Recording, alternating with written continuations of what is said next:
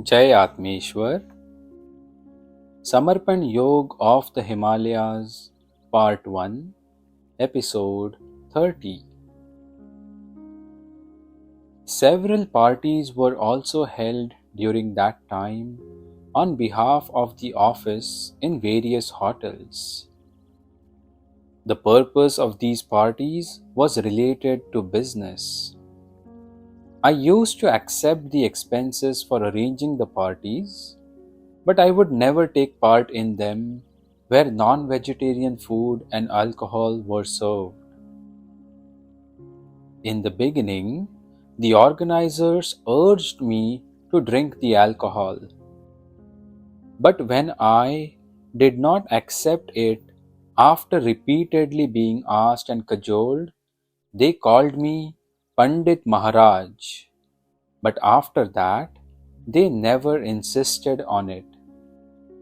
I became aware that they respected me. They used to say that I was not like everyone else, that I was different. I remember that at this time, the state of my mind had become very strange. I always used to think about my Guru. Who would he be? What would he be like? And how would I be able to reach him? Once, I had been to the Dakshineshwar temple near Sri Ramakrishna's place in Kolkata and was sitting thinking, you were a guru in the past, but of what use are you to me? I want a guru of present time who will be able to give me spiritual experiences. If only I had been living during your lifetime. But now I am not in your lifetime. You were not a physical body. You were a medium of Shakti, a medium of energy. Energy used to flow through your body, and energy and Shakti is everlasting and must also be present today. In what form will the present Shakti be? Which body will be its medium? Through which medium would the energy be flowing? Which body would obtain the highest peaks of physical and mental levels and reach its soul level? Who would be alive at the physical level but whose purpose of life would not be to live? Who would it be whose desire for life would have come to an end? If one's desires come to an end during one's lifetime, then that is a state of liberation, and one who obtains the state of liberation must have already become the medium of universal consciousness. Who would it be? And when will he meet me? I was consumed by this curiosity. I sat there and prayed, Thakurji, please help me to find my Guru. At that time, I felt like a child who gets separated from his mother at a fair and then wanders here and there in search of her. You may try to console the child with chocolates or with biscuits, but he will not accept anything. He will just keep on yelling, Mother, Mother, Mother. My state was somewhat similar. I had no interest left in my life. My condition was like that of a madman. I used to search for a guru everywhere. One evening, I was sitting on the bank of the river Ganga and listening to devotional songs sung by the laborers. The holy man who was sitting there told me, "Now your time has come. Go on a journey to Tarkeshwar, and the path ahead will open from there for you."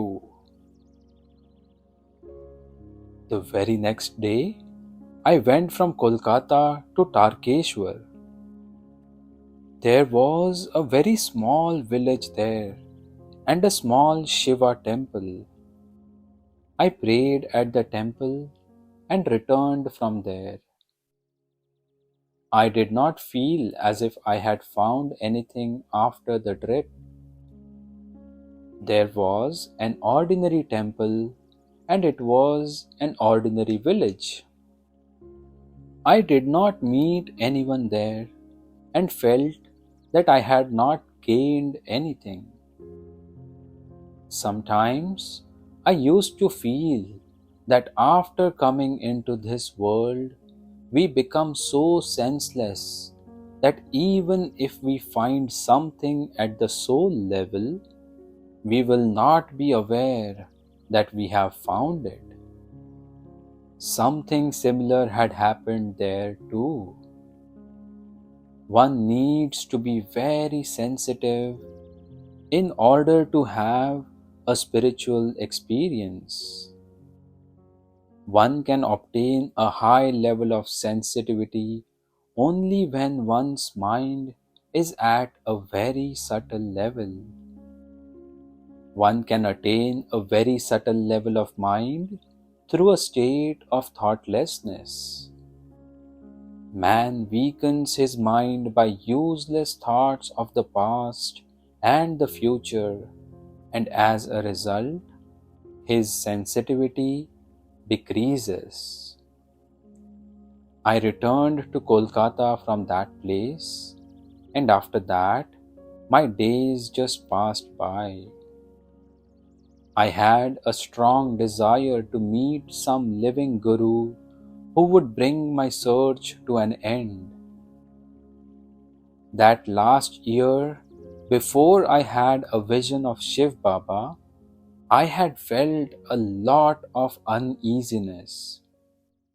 First, the severe thirst for a vision of my Guru was awakened, and then it was satisfied. I was sitting on the bank of the river, and I did not even realize that a whole day had gone by, and it was evening. It was going to be dark. I started walking towards Gurudev's hut, and by the time I reached the hut, it had become quite dark. The jungle was very thick, and I could hear the sound of the dense forest. I sometimes felt as if peaceful, sweet music was being played in the jungle, and I should keep my mouth shut and my ears completely open to it. And whilst walking, I should not make any sound. I reached Gurudev's hut, taking care that the peace of the jungle was not disturbed by the sound of my walking. When one listens to that music in the jungle, the sensitivity of one's ears also increases, and even small distant sounds can be heard.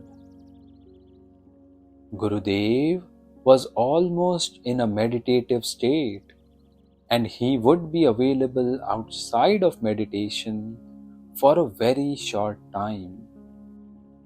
He used to meet me in both the states. In the meditative state, he used to meet me through his subtle chitta. There was a terrific attraction in his body. Once one looked at him, one felt like staring at him forever. It wasn't as if his body was particularly beautiful and symmetrical. It was his soul that was very beautiful and attractive. His body had become weak after meditating continuously for several years, but his soul was pure and holy. That is why the inner radiance of his soul could be mirrored on his body, and that was the reason why a magnetic energy had been created in his body, and one could get inner peace in his presence. Sometimes it would seem that a Sadguru becomes so immersed in meditating on Paramatma that he does not have any identity of his own. When his own existence comes to an end, then Paramatma's energy arises automatically. Then the Sadguru's physical body ceases to exist and he becomes the medium of Paramatma's energy. And Paramatma's energy starts flowing through that medium. Then our soul is filled with joy in the presence of Paramatma's energy. We rejoice and we can experience that joy only because of our soul. It can neither be seen nor can one write about the joy one has experienced. The happiness of that soul can only be experienced. Thus, it seemed as if the Sadguru does not give anything because he has gone beyond giving, and neither do we obtain anything in his presence because all this is only at the material level, whereas the Sadguru's presence has to be experienced. These Sadgurus do not expose themselves, and because of that, it is difficult to reach them. It is only the purity of our soul that takes us close to them. Consciousness would keep on flowing from every pore of Gurudev's body. When he walked, the ground on which he placed his feet, the stones on which his hand rested whilst walking, all these inert substances would also experience his vibrations. All this was the miracle of a moment's closeness to him. Sometimes it seems that Paramatma gives everyone a chance. Some people are able to catch hold of Paramatma's vibrations, whilst some are not. Everything depends on where our chitta is focused when consciousness is being showered. One morning, Gurudev came out from his meditation and taking me along with him, started walking towards the river to bathe. He walked ahead and I followed behind him.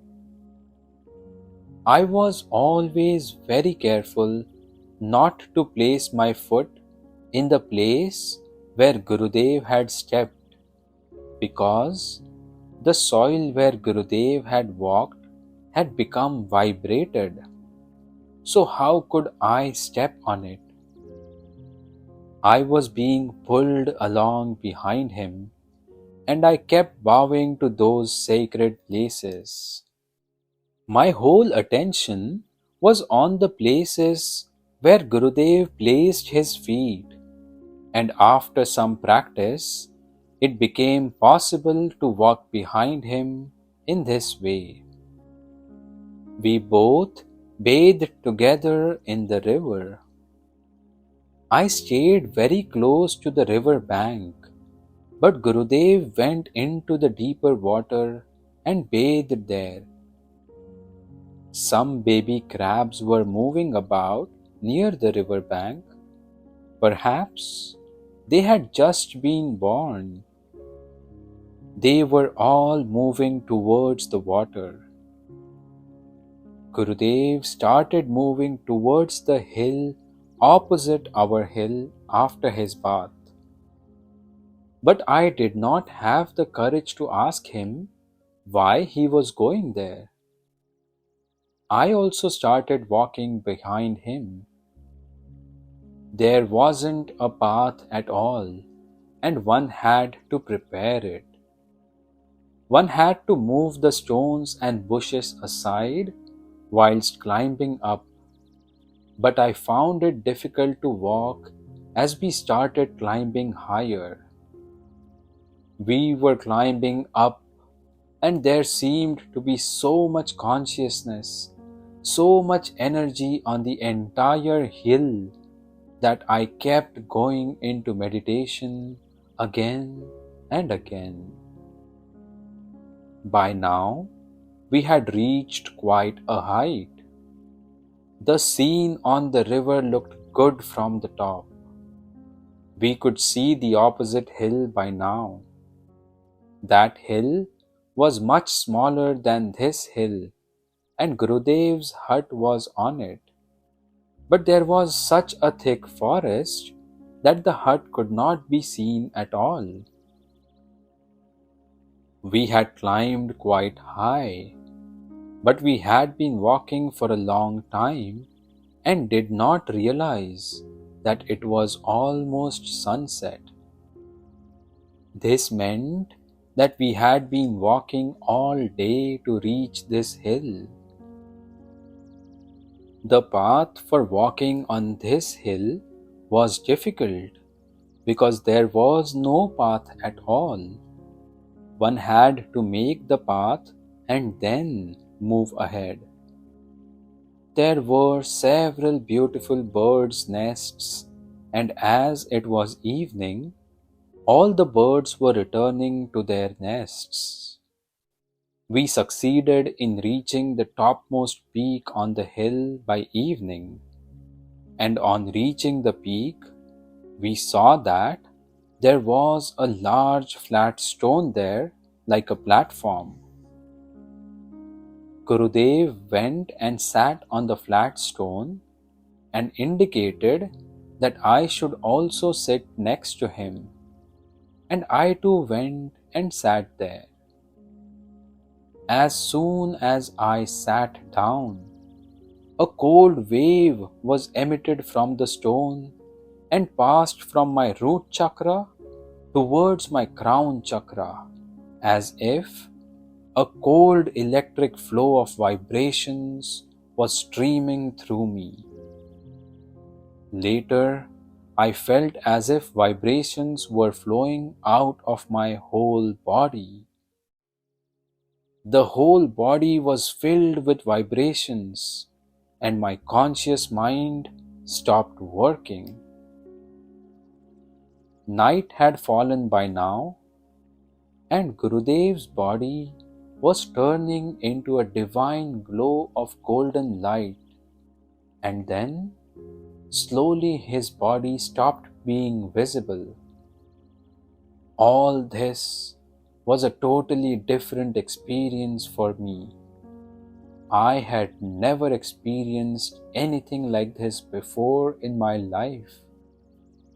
And that black slab of stone was so cold that it appeared to be made of ice.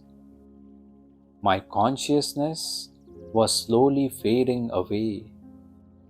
I did not realize when the tiredness of climbing that hill all day disappeared, and slowly I felt my consciousness leaving me. I felt as if I was coming to an end. The I sense within me ended completely, and then the existence of I left me and became Him. After that, I do not know what happened. I had lost consciousness. Jai Atmeshwar. We'll conclude today's book reading over here. Thank you for listening.